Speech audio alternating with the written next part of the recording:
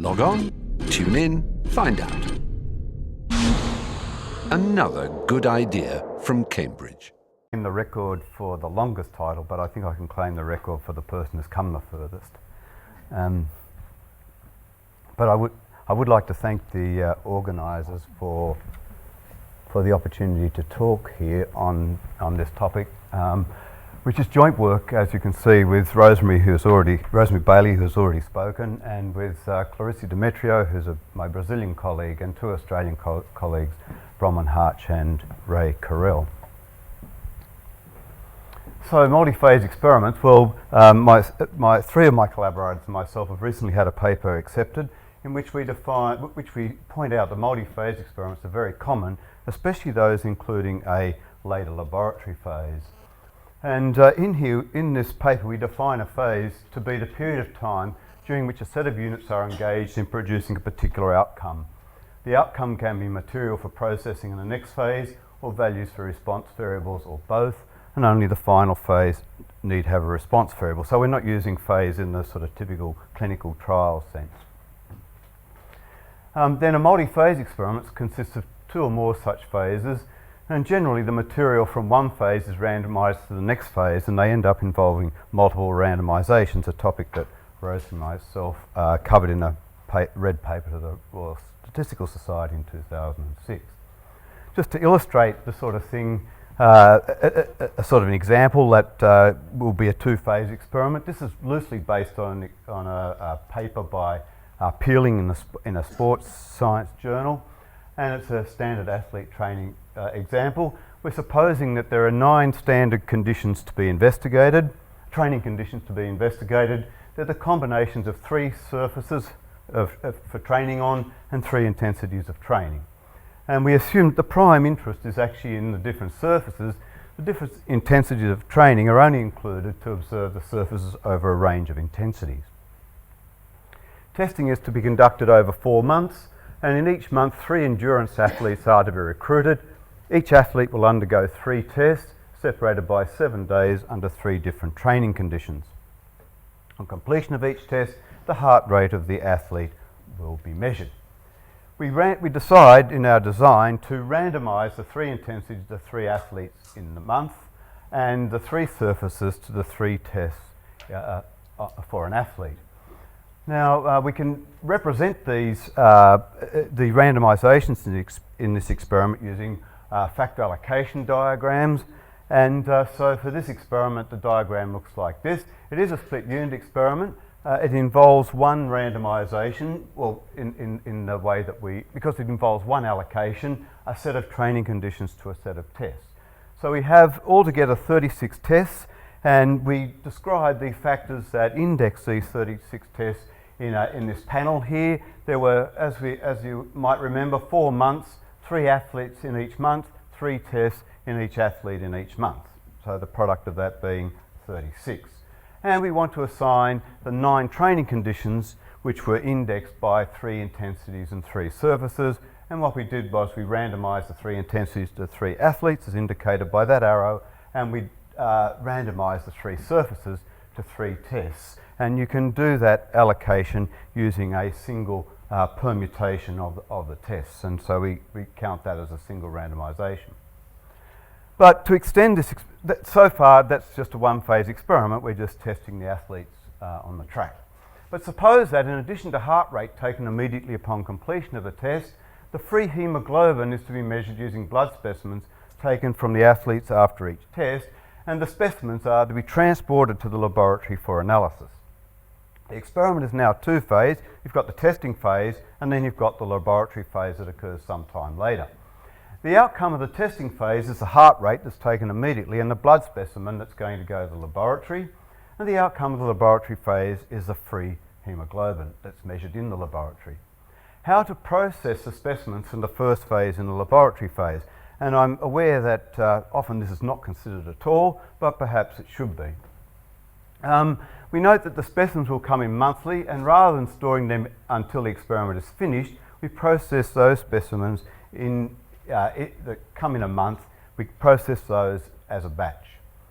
So we've got the factor allocation diagram for the first phase, but now we're going to add another set of objects. There's 36 locations in time that occur in the laboratory phase, and they are indexed by 4 batches, within which there are 9 locations in time in which you determine the free allocations, the free hemoglobin for each of the locations of each batch. And of course, we're going to process them as they come in, and there's no randomisation of the months of the batch. The first month will be the first batch, and the second month will be the second batch. So we use a dashed arrow here to indicate that it's not randomly assigned, but systematically assigned. And then we will randomly allocate the combinations, the 9 tests that come from the combinations of the athlete and test to the 9 locations in time. This aligns the laboratory phase and first phase blocking, that is months with batches, and that's a natural thing to do, so that's nice. What are the properties of the design? I don't have time to go into it, but it's useful to formulate ANOVA tables to investigate them, and Rosemary and I have published a couple of papers in the Annals that discuss how to do this when you've got these multiple randomisations. And how to analyse them? Well, you could formulate linear mixed models for them, again using methods that are described in a paper by my colleague Clarissa Demetrio and myself in 2009. So that's the standard athlete training experiment. A second situation is plant accelerated experiments that I've been involved with recently. In this sort of experiment, we have plants growing in 2 different phases. In the first phase, they're growing in a greenhouse, and in the second phase, they're growing in a smart room. So after an initial growth period. So the smart room is a high technology glass house with over a kilometre of conveyor system and state-of-the-art image and robotic equipment, and it allows continual measurement of the physical attributes as a phenotype of plants automatically and non-destructively. And in fact, this here shows plants moving through a series of chambers for photographing and then the image for producing images that will be later analysed. The smart room is very large, as I think you can perhaps see here, and the plants are well separated in that glass room. Some questions that arise. This is a relatively new piece of equipment, and the sort of questions that arise are what variation is present in the greenhouse and the smart room. Perhaps there are light and air conditioning trends, not necessarily a line between the two, because actually they sort of go oriented at right angles because of the design of the facilities. Is there spatial variation? You're going to need differential layouts, because in the greenhouse the tables hold 5 by 13 plots. In the smart room there are 24 lanes by 24 carts, so it's often difficult to line things up. How should this be accounted for in the designs for assigning treatments to the greenhouse pots? And then secondly, yes, that should be a 2 there, the greenhouse pots to the smart room carts. And I should say that these experiments often are large numbers of different varieties or lines with a small replication. And should the carts change position during their time in the smart room? We don't have the answers to all these questions yet.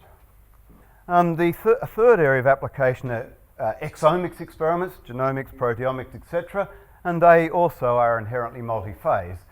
Here's a list of phases for a genomics experiment, one list. You could imagine another list would be possible, and their outcomes. So, for example, the first phase is where you get the biological material, and you either end up with organisms or tissues. Then you have to take samples, end up with cell samples, you extract, you have to label the extracts, you have to get some arrays, you then assign the hybridize the aliquots to the arrays to end up with hybridized arrays and then scans. Now, when we talk about design in exomics experiments, we usually talk about the design for getting the aliquots onto the arrays. However, you can also, it's also possible that you've got some design involved in the selection or production of biological material. They might, the organisms or tissues you end up with may well be the result of an experiment at this stage. And so if this is the case, you've got a 2-phase design of the sort first introduced by McIntyre back in '55, and this was recognised by Kerr in 2003. And so the first phase can be an experiment or an observational study, such as an epidemiological study, and the second phase is a laboratory phase, so it fits in with our approach. Potentially, however, you have a design at every phase, and this is not usually considered. So you might be thinking about how can I sample, in what order should I sample the tissues to get my samples, in what order should I do the extraction of the samples, and so on. And so you could have, as I say, an experimental design at every phase, and you would certainly end up with multiple randomizations in a 7-stage process, and how would you design and analyze these? And that's a list of references that I've given during my talk, and thank you very much.